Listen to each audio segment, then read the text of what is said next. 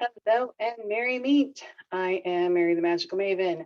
I'm standing in the Pure Essence Wellness Center on 8th Street in Traverse City. And today I'm going to be talking to you about a stone. I love helping people on their spiritual journey because I help people find their inner magic so they can have their most magical life.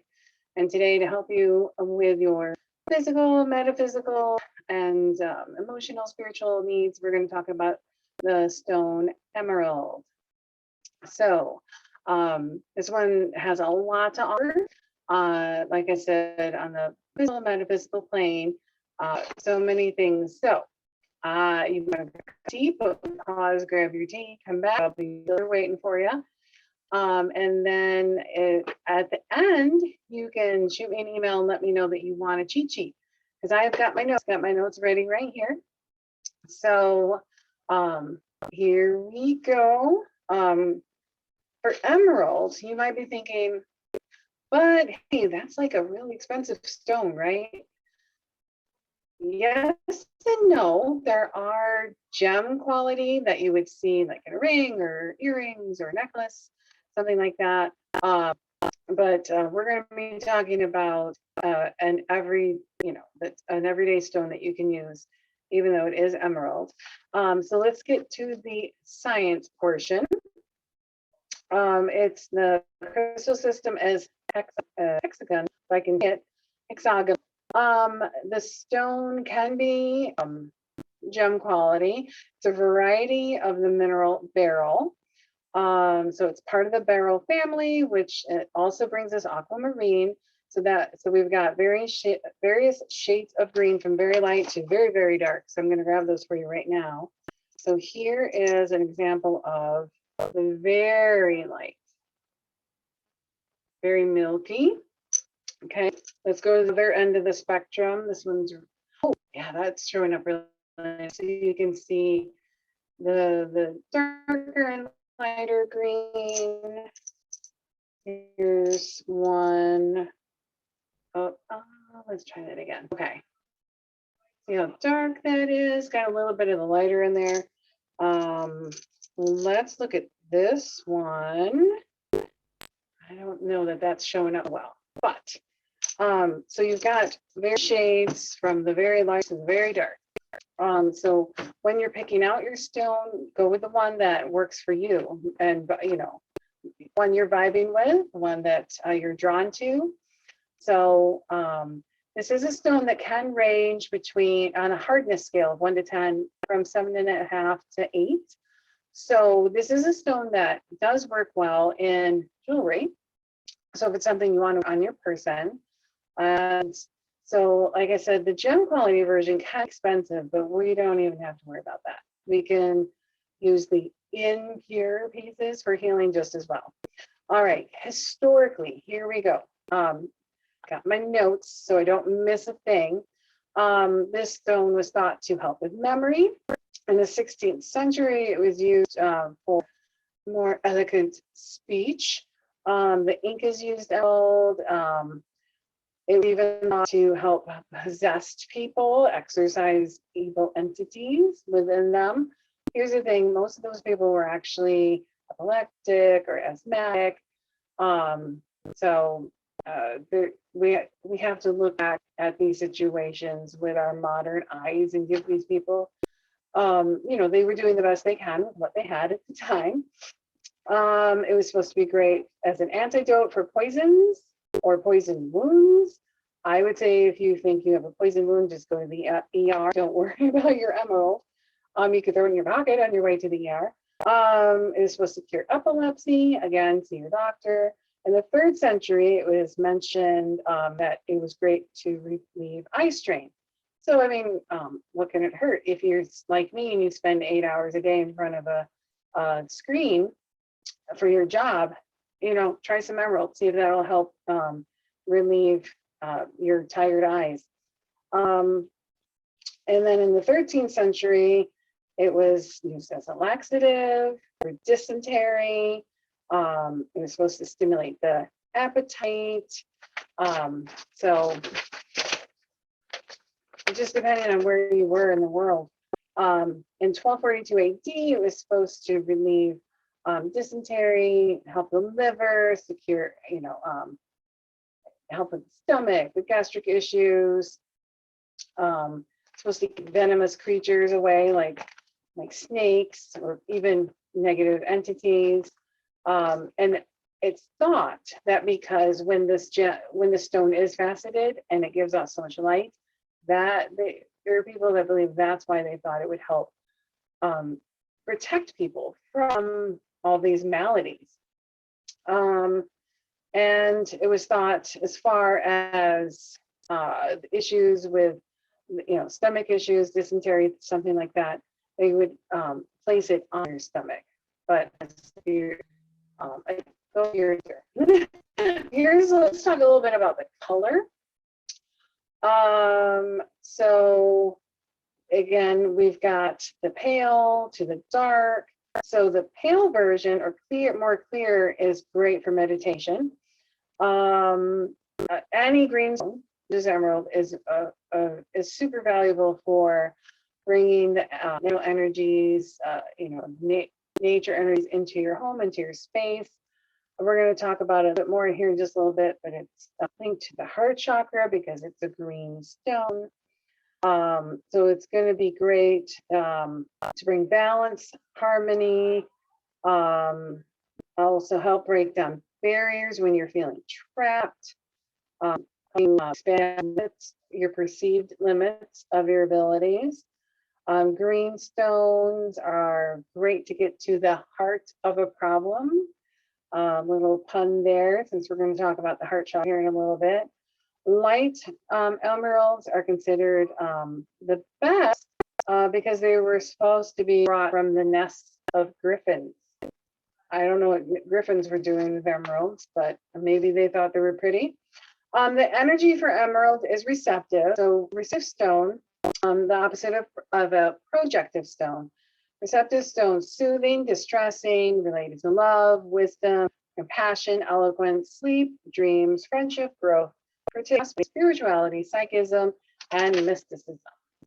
The planet, we got a little bit of dissension here. Some people say, hey, it's green, so it's related to Earth, right? Just like our planet. But I mean, if you were to look at Earth from outer space, it's really more blue. So most of the people are going to say Venus. Venus stones are for love, which works great with the heart chakra, fidelity, reconciliation, beauty, youth, joy, happiness, pleasure, love, friendship, compassion, meditation, feminine rituals. So if you want to use any of these energies, grab a green candle. And the reason emerald is associated with the planet Venus is because it was thought that maybe it wasn't the griffins after all. Maybe emeralds came from the planet Venus. All right, the element Earth. So that ties into what some people say about the planet Earth, element Earth. Earth stones, peace, grounding, centering, fertility, money, business, success, stability, gardening, agriculture. So if you want to tie those energies in, again, green candle, you can't go wrong, right? The deities that you could work with when you're working with an emerald: Isis, Venus, Ceres, Vishnu, among others, but those are the top that we can choose from. Now, the metal that you can use, some people say copper, people say silver. Tomato. Let's go into it. For the best results in magic, so the old magicians say, emerald should be set in silver or copper. So copper is for Venus, so for love, and otherwise silver, that's going to be great again for love. So honestly, what do you feel drawn to? I mean, silver is linked more with the moon. Copper is going to be linked more with Venus. And so it just really depends on where you're, what is your intention, where are you headed? All right. Keywords for the powers for emerald: love, money, mental power, psychism, protection, exorcism, eyesight. tarot card. So if you want to add a tarot card into your magical workings, the High Priestess, because that's connected to spirituality, secrets, power, the earth and the earth religions, the unknown, and the female mysteries. All right. So the zodiac, here we go. Some people say this, some people say that. It's related or corresponds to Taurus, Gemini, Aries, Cancer, and Libra. But guess what? Anybody of any sign can use emerald. These are just the ones that are supposed to be more in tune with emerald. Okay, the season and the month. Emerald is associated with spring in the month of May. I mean, honestly, you can use emerald any time of the year, any time of the day. Don't feel you have to be restricted to this. But if you wanted to tap into those energies at that time, that would be ideal. Heart chakra, here we go. So crystals for the heart chakra. There's many to choose from for the heart chakra. Since we're talking about emerald, if you want to place it on the heart chakra, if you want to wear a necklace with a really long chain, you can always, if you don't want to wear it as jewelry, you can put it maybe in a little teeny drawstring bag. If you can place it as close to the heart chakra as possible. You can always meditate with your crystal or put it by your bed or under your pillow at night while you're sleeping. Occupations. So the emerald is supposed to be really attuned to athletes, chiropractors, marriage counselors, massage therapists, optometrists, go back to eyesight, people that work in radioactive areas, not sure why, and people who work in close quarters. So if you're stuck in a little cubicle or something, emerald might be really good for you. Here we go. On the physical level, any physical malady help with emerald, speeds up detoxification, helps strengthen bones, teeth, and your backbone, alleviates problems with diabetes, but again, please see your doctor.